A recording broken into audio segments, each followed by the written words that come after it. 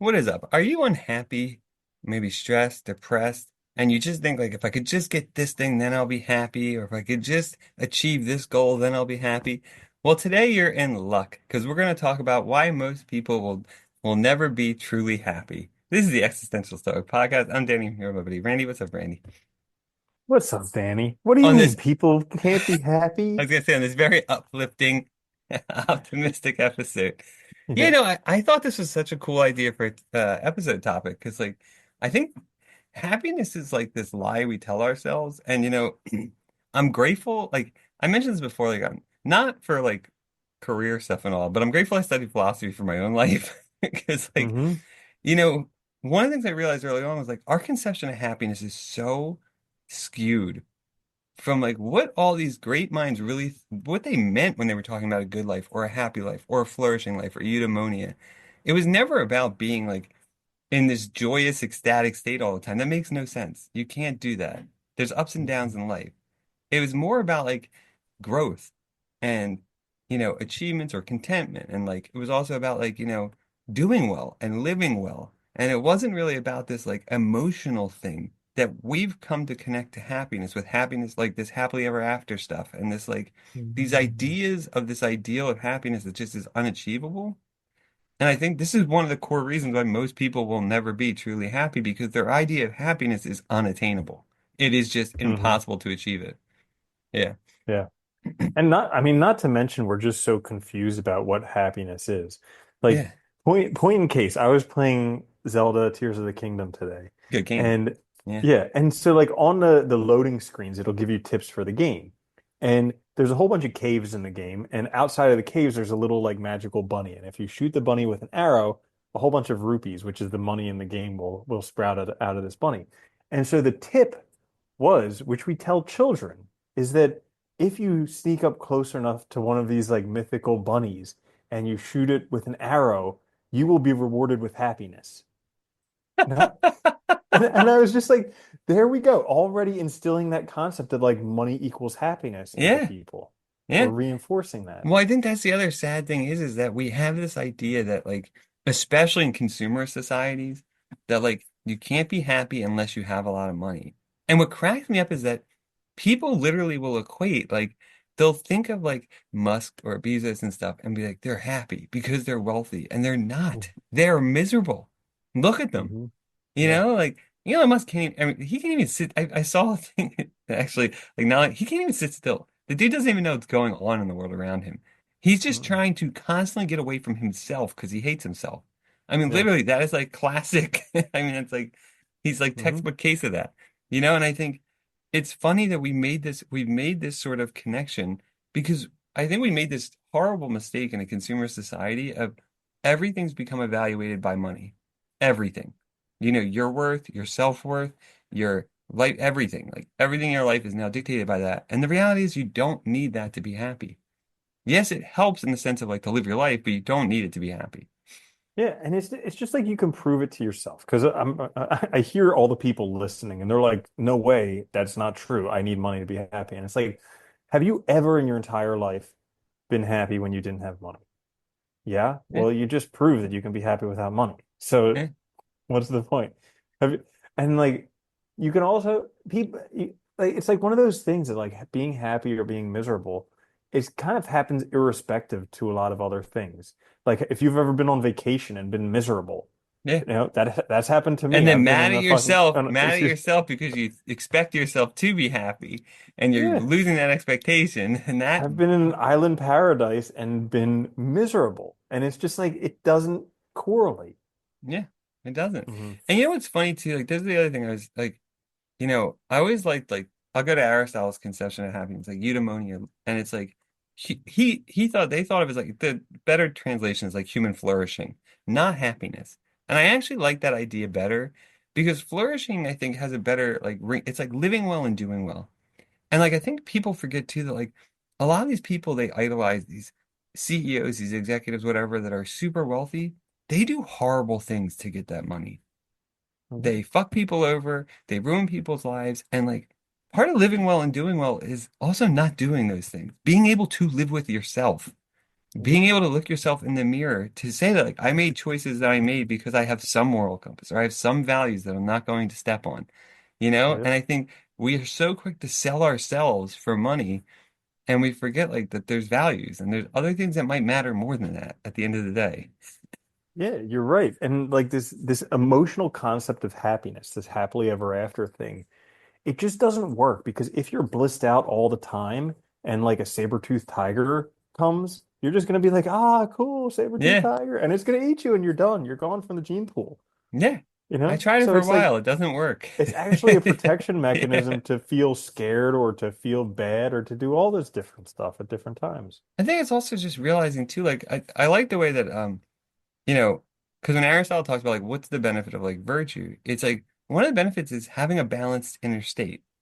Meaning that, basically like, look, life is always going to be ups and downs, right? No matter what you do, people are going to die. There's going to be natural disasters. There's going to be things that happen in your life that are accidental, that are horrible, right? Chance events, fortune, whatever you want to call it.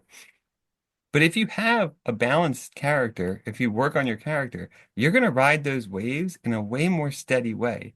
Whereas most people are going to be like, going up and down like crazy. You're going to be more balanced. And that's what he meant by flourishing, right? Is also this ability to deal with these stresses, these encounters in life that are going to be hard in a way that doesn't throw you off your game entirely and ruin your life. And I'm sure you can all think of people, right, who like somebody close to them dies and they like just totally like stop living their own life or something Hmm. like that, right? And I think Yeah. that's sad because you still have Yeah. your life. Yeah. Yeah, and it brings you back to like the philosophy of kind of uh evaluating your own life or questioning your life or Yeah. examining your life because that's really one of the ways to be happy because in e like they say like in each burden there's a blessing, but also in each blessing there's a burden. And so like even though things may not be great, these negative feelings that we have, they actually serve us in a way. You know, Yeah. they say things about our values, they say things about other things like that. Like if we're depressed, you know, it may say that, you know what, we really have higher standards for ourselves and we're not meeting them. And maybe that's Yeah. something worth looking at. And that's, that's a good thing to have high standards because if really bad stuff happens to you and you just let it happen, well, that may not be great. Also, I always liked when John Stuart Mill said it's better to be Socrates dissatisfied than a fool satisfied. I What he always meant hated that. He did, yeah. Well, yeah, I always liked that because what he meant was like, look, Socrates can reflect, he can think. And dissatisfaction is also a recognition that we could change our world. We could change our circumstances, our state of affairs, and make them better. And it's through that dissatisfaction that we recognize and point out and start planning what can be improved, right? And Hmm. sometimes that is working towards ideals and stuff, that's fine.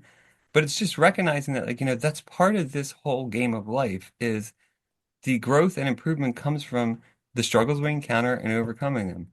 Like Hmm. Nietzsche always said, like we need to reinterpret suffering not as a negative, but as a positive. Because when we suffer, we also learn how to overcome obstacles, how to be a different person, how to grow, how to change, how to become something better than we are now. And I Hmm. always like that idea too, because I think we get so caught up, especially in consumerism, of always feeling good. And that if you're not feeling good, something's wrong with you. You need a pill or you need to go buy a Coke or whatever, right? Like whatever, whatever you're being sold. Instead of Hmm. recognizing that like we don't feel good all the time. But those are opportunities to look at our lives and be like, well, what's wrong? What could I change? Or is this just okay? Is this just part of being a person? Is it, what about this? I don't know. Well, I like what you're saying there. Is like we get so fixed on the outcome or the goal or the end thing that we miss out on what it takes to actually achieve that. Like we're focused on this on happiness or on money or on a certain body or whatever it is, instead of just focusing on becoming the type of person that Yeah, is happy or becoming the type of person that has this type of body or becoming the type of person that has this much money or whatever it is.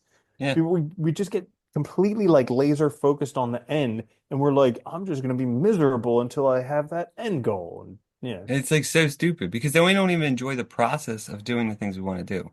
And we Hmm. miss out on life entirely.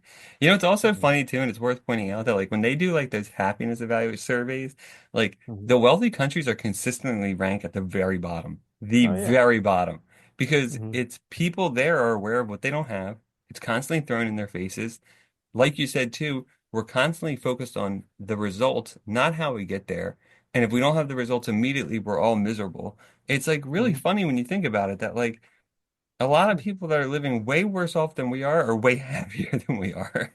Yeah, and also because they don't have the money, so they focus on relationships. And Yeah. that's really what makes people Oh, feel good is and relationships. it's funny, they're forced to help each other and Yeah. have community instead of Uh-huh. being isolated and alone. It's really funny how Yeah. like we built this like very negative trap for ourselves. And then we sell ourselves these stories of a totally fictional notion of happiness. It's really effed up. Mhm. Yeah. So, So that's why nobody's ever going to be happy ever. nope, And also like you can so be. yeah. Well, here's the thing. So like I mean I haven't said anything all episode about feeling good and feeling I great. know, right? What the But hell? You did kind of hint yeah, at it though. yeah, right? But like even in I would say he's like the foremost expert on feeling good and which could be equated with happiness. But even he says, you're only entitled to 5 good days a week and you're still going to have 2 bad days a week. And that's normal, Yeah. which is so cool and liberating because Oh, dude, I used to beat myself for up so bad when I had bad days. So bad. Because I was exactly like, I shouldn't feel like this. I'm making other people's days worse. And then I make them even worse because I was felt bad about it and I was berating myself for yeah, Instead of if just being I'm gonna like, be feel bad, everybody else is right, gonna feel instead of just bad being like, you know too. what, I'm a person and, I'm gonna have bad days. It's cool. It's totally okay. Nothing, not a big deal. Yeah. It doesn't mean my life's over. It doesn't mean everything's ruined. Hmm. We're so Yeah. quick to just jump to the worst conclusions. It's funny, isn't it? Yeah. Ah, well, So that's it. there you have it. Why no one's happy, or wait, why no one will ever truly be happy. There you go. Ever. Ever. This is the Existential Stoic Podcast. If you guys have episode suggestions, you can email us. The email's in the show notes, or you can leave a comment. We like that back and forth. It's a lot of fun. We also like, thinking that maybe we're helping someone. Who knows? You never know, right? We'll be back later this week with another episode. Catch it out on YouTube wherever you get podcasts. Until next time, though, later, Randy. Later, Danny.